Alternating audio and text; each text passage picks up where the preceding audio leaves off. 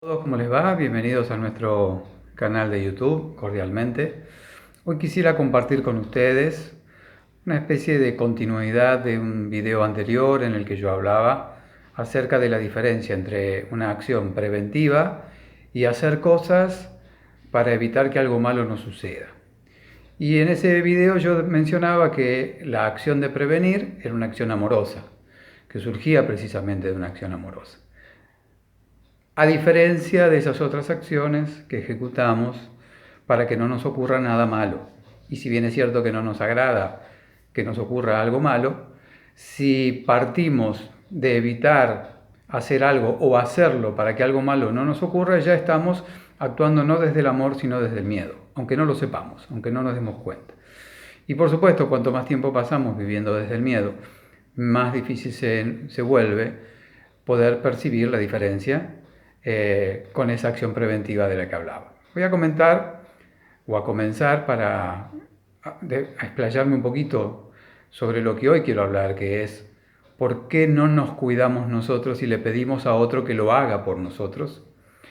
Voy a comenzar por un breve cuento. Se trataba de un matrimonio que llevaba muchos años de convivencia, juntos, con mucho amor el uno por el otro, una pareja realmente hermosa, hasta que un buen día la señora se enferma de una enfermedad grave que implica cuidados por parte del marido.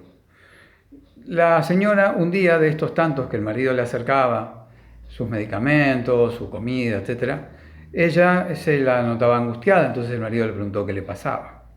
Y ella dijo, estoy muy triste, y no tanto por mi estado de salud, sino porque veo que mi problema te obliga a tener que estar constantemente cuidándome.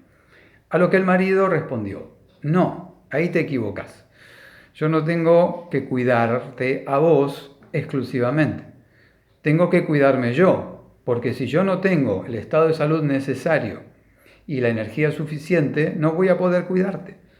De manera que, en la medida que yo me cuido, te cuido, porque de no hacerlo y enfermarme yo también, vamos a tener que recurrir a la ayuda de una tercera persona. Esto, que parece tan obvio, parece no serlo también para mucha gente. Cuando alguien de nuestra familia está enfermo, automáticamente acudimos a ayudarlo, pero no siempre consideramos, por las razones que sea, que sería larga de explicar aquí, que esa energía o ese chi que disponemos para la ayuda del otro muchas veces es exagerado. Ponemos mucho más de lo que hace falta y terminamos a la larga o no dañándonos nosotros y no pudiendo ayudar al otro de la manera correcta. O sucede que el tiempo que disponemos para acompañar al convaleciente necesita de tanto chi, de tanta energía, que cuando esa persona, supongamos que fuera el caso, fallece, quien lo cuidó nota que algunos días o semanas después empieza a sentir dolores, cansancios, enfermedades, etc. ¿Esto por qué ocurre? Básicamente porque la energía mental y emocional y física estaba a disposición de quien en ese momento la necesitaba. Cuando esa energía cambió la dirección, dejamos de poner atención en quien está convaleciente, la energía vuelve. Estas frases están hechas y poco atendidas y menos comprendidas. Lo que va, vuelve. Entonces, en algún momento ese chi puesto hacia afuera vuelve hacia adentro. El cuerpo dice, bueno, ahora el tiempo es para ocuparnos de nosotros. Ya que el otro no está, vamos a ocuparnos de nosotros. ¿Por qué cuesta tanto esto? ¿Por qué cuesta tanto comprender lo esencial de cuidarnos? Y voy a decir la siguiente frase. Si prevenir, como dije en el video anterior, es un acto de amor, y correr todo el tiempo para que las cosas malas no nos ocurran es un acto temeroso, aprender a cuidarnos es un acto de compasión. Aprender a cuidarnos es un acto de compasión. Y no solo para nosotros. Como el cuento, también para los demás. Y me explico. Cuando yo le pido a otro que me cuide, sea el Estado, el gobierno, otra persona, etc., lo que le estoy diciendo, hacé por mí lo que yo no estoy dispuesto a hacer por mí mismo. Claro, no uso esas palabras, pero en mis acciones en mi reclamo, que surge del miedo a no poder atender el suelo que ahora se me mueve, acostumbrado siempre a pararme en el mismo lugar, con los mismos pensamientos, ideas y acciones, produce tal temor que no creo ser capaz de ocuparme. Entonces necesito que otro lo haga por mí. El problema es que en la mayoría de los casos le pedimos cuidado a personas que tampoco saben cuidarse a sí mismas. Pero proyectamos en ellas el deseo de que se concrete una realidad que supongo solo será posible si el otro acciona. Cuando no estoy comprendiendo que como energía vital que soy, cada pensamiento, cada palabra y cada acción que ejecuto produce una determinada realidad. Si yo parto de no creer que no tengo capacidad para cuidarme hasta donde sea posible, es por eso que me desvinculo de mi poder, se lo traslado a otro, esperando que ese otro haga por mí, insisto, lo que yo creo, y esa es la palabra que hay que subrayar, que no soy capaz de hacer por mí mismo. Ahora bien, como no somos infalibles, a veces necesitamos que alguien nos ayude. Por lo tanto, cambiemos la palabra, porque la palabra y el uso de la palabra y la intención de la palabra, sea esta o cualquier otra, es lo que va a terminar dándole forma a la vida que llamamos cotidiana o a la realidad. Entonces, cuando necesito que alguien haga por mí lo que yo no puedo hacer solo, no usemos la palabra cuídame, usemos la palabra asistime. ¿Sí? Esto significa que voy a ir con otra mentalidad, con otra conciencia. Lo digo de esta manera. Si yo creo que el otro me tiene que cuidar, no estoy viendo al otro. Estoy viendo lo que el otro tiene que hacer por mí. ¿Qué es lo que no veo en el otro? Que el otro tampoco sabe cuidarse. Que le agrego al otro por el lugar que ocupa una responsabilidad mayor quizás de la que es capaz de asumir. Porque es un reflejo de la responsabilidad que yo no soy capaz de asumir por mí mismo. Entonces supongo que el otro, como es, según mi interpretación, más poderoso, más grande, más capaz, no lo sé, va a poder hacer lo que yo no puedo hacer por mí mismo. Entonces uso la palabra cuidarme. Cuando lo concreto es que si yo puedo comprender, y esto requiere práctica de atención en uno mismo, atención en las palabras, en las acciones, en los pensamientos, en el sistema de creencias que sostiene mi vida. Si yo puedo ir revisando todo eso e ir limpiando el camino para transitar una vida más evolucionada, voy a comprender que cuando necesite que otro me asista, no se lo voy a pedir a cualquiera que no tenga esa capacidad. Se lo voy a pedir a quien tiene los recursos, las herramientas, ¿sí?, necesarias para asistirme, para facilitarme la ayuda que tengo que aprender a darme a mí mismo, que es lo que veo que no ocurre con la mayoría de las personas. Y me atrevo a decir esto último porque llevo 25 años trabajando en la salud. No soy médico, no soy psicólogo, pero soy un trabajador desde el área de lo corporal, ligado a esta técnica llamada Qigong o la meditación Zen, donde son herramientas creadas hace muchos siglos bajo estos conceptos: prevención y cuidado como actos de amor y de compasión. Cuando uno se involucra profundamente en la propia vida a través de estas disciplinas y empieza a descubrir la diferencia entre me cuido o me cuidan, entre me cuido o me asisten, la conciencia acaba de dar un salto cuántico como se utiliza hoy día. Paso de la victimización, de la culpa, de la justificación, de las excusas a la responsabilidad. Y ese es un acto de amor. Porque todo lo anterior viene del miedo, de la creencia de que todo lo tengo que poder o todo lo tiene que poder el otro por mí. El amor es una interrelación con el otro. Yo voy a hacer mi trabajo. Mi trabajo es: nadie puede comer, respirar, moverse o pensar por mí y que a mí me haga bien o mal. ¿Acaso eso es posible? ¿Alguien puede comer por mí y que los efectos de su digestión repercutan en mí? No. ¿Alguien puede respirar por mí? No. ¿Alguien puede hacer actividad física por mí? No. Lo tengo que hacer yo. Esa es la tarea que en 25 años de trabajo he visto, que de 10 personas que vienen a las clases, 9 están en falta consigo mismo, porque no han comprendido cuál es su función y su rol en esta vida. Que no lo comprendan no es un pecado, simplemente es eso, es una falta la conciencia. Falta la conciencia, y la conciencia no llega por teorías, por libros, por mandatos, por obligaciones, ni porque tengamos que estar encerrados, ni porque haya que hacer esto o aquello, según lo ordenan los demás. La conciencia llega cuando paro, cuando hago silencio, cuando me permito escucharme. Algo que para mucha gente es una tarea difícil y que da mucho miedo. Por eso, cuídame vos. Por eso te reclamo a vos. A veces con tanta hipocresía, perdón, que cuando los cuidados que recibo no son los que deseo, termino enojándome. Y es lógico que así suceda, porque no tengo la conciencia puesta en lo que estoy haciendo. ¿Cómo voy a tener conciencia en el otro si no la tengo en mí mismo? ¿Cómo voy a saber si el otro tiene la capacidad de cuidarme si ni siquiera experimento mi propia capacidad de cuidarme? Es imposible. Que tengamos que en ocasiones llegar a situaciones límites para encontrar las herramientas que me permitan tomar conciencia de lo que ahora les estoy compartiendo, sí, a veces es necesario llegar a situaciones límites.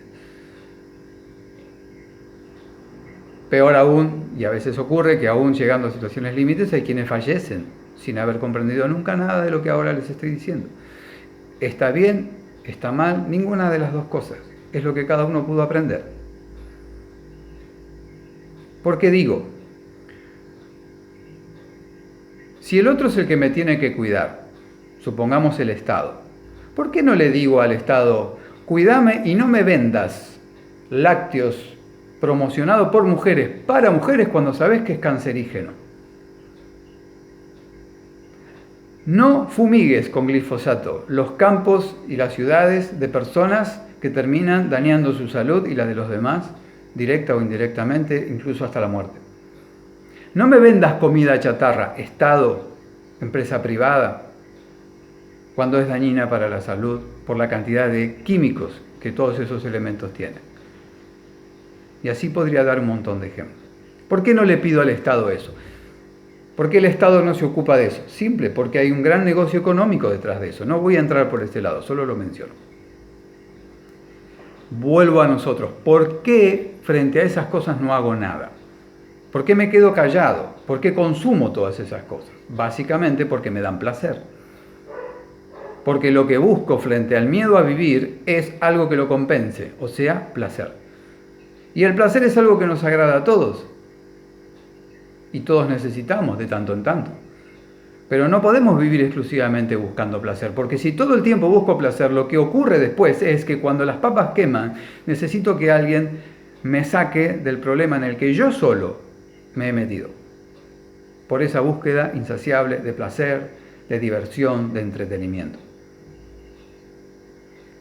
Por esa búsqueda insaciable de que cada día hay que hacer y tener más y más y más cosas en detrimento de la propia salud y de la salud de la que nos rodean, porque si volvemos al cuento del matrimonio y yo empiezo a enfermarme, a estresarme, a dañar mis órganos internos porque como pésimamente mal y no me importa porque me da placer y es rico, porque si sigo fumando y no me importa porque vaya uno a saber qué consecuencias psicológicas llevan a esa acción, y lo sé como exfumador, dejé de hacerlo hace 30 años. Si no hago nada de todo eso, es lógico que un día todo ese daño que me estoy generando empiece a repercutir también en mi entorno y se multiplique hasta el hartazgo en miles y en millones de otras formas de vida que van a estar igualmente contaminadas que yo, que me contamino a diario, porque es lo único que estoy acrecentando. Mi propia mente contaminada crea una realidad contaminada. No puedo crear otra cosa. No puedo crear una mente abierta, amorosa y compasiva si estoy ganado por el miedo a morir, a no tener, a no ser valorado, a no alcanzar las metas que se me imponen. Si busco eso todo el tiempo, ya la búsqueda de todo eso todo el tiempo es estar enfermo, es estar desequilibrado. Por eso después necesito salir corriendo a que me cuiden. Entonces, para ir cerrando, me gustaría, como propuesta, porque el Qigong y el yoga y la meditación Zen, entre otras técnicas holísticas, vienen a recordarnos que somos seres íntegros, que somos seres de luz amorosos, y que si caemos en la ignorancia de la oscuridad, no hay ningún problema en ello en la medida que nos demos cuenta y podamos hacer lo que haga falta hacer para salir de allí. Como ya dije en otro video anteriormente, no pongamos el acento en, porque yo practico esta disciplina suficiente. No, el trabajo es diario, es constante, es permanente. Y es arduo al principio el hecho de estar todo el tiempo observando, de evitar la mayor cantidad de errores en nuestra salud psíquica, mental, física, social posible. Después, como empezamos a descubrir y empiezan a nacer en nosotros el amor por cuidarnos, no por miedo a que nos pase algo malo, entonces el esfuerzo se termina, desaparece. Ya no hay esfuerzo para cuidarse. El que tenga que esforzarse en cuidarse no se está cuidando. Está teniendo miedo a morir, a envejecer, a enfermarse. Y son miedos razonables, pero si se alimentan permanentemente, llego mucho más rápido a todo eso. Mucho más rápido. Y está a la vista. El pánico con el que hoy la gente atiende lo que sucede, porque es pánico. Y el pánico no es una emoción que se refleja solo porque estoy gritando, desesperado, corriendo, temblando o paralizado. El pánico se refleja porque nuestro sistema de creencias no está basado en el amor, sino en el miedo, que nos hace egoístas, celosos, avaros, envidiosos, competitivos, falsamente solidarios. Digo que cuido a los demás cuando en realidad tengo mucho miedo de que el otro me contagie a mí. No voy a entrar por ahí. Piénsenlo ustedes por ustedes mismos.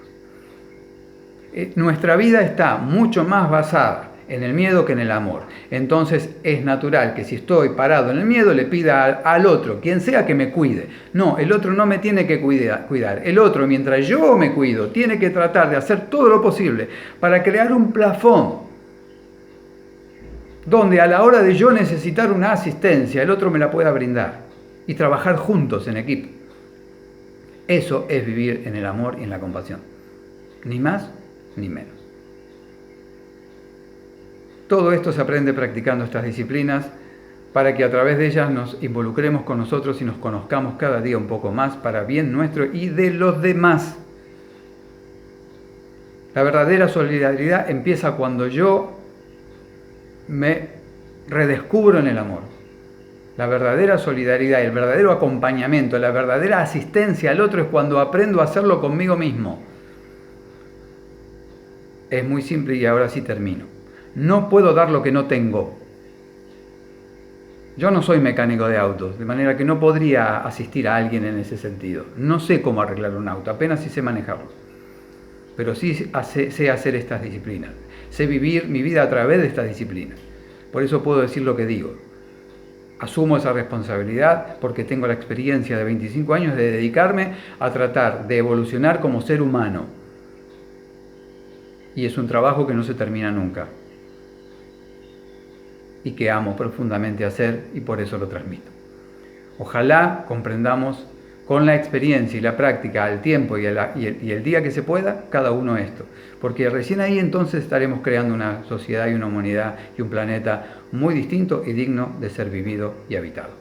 Muchas gracias.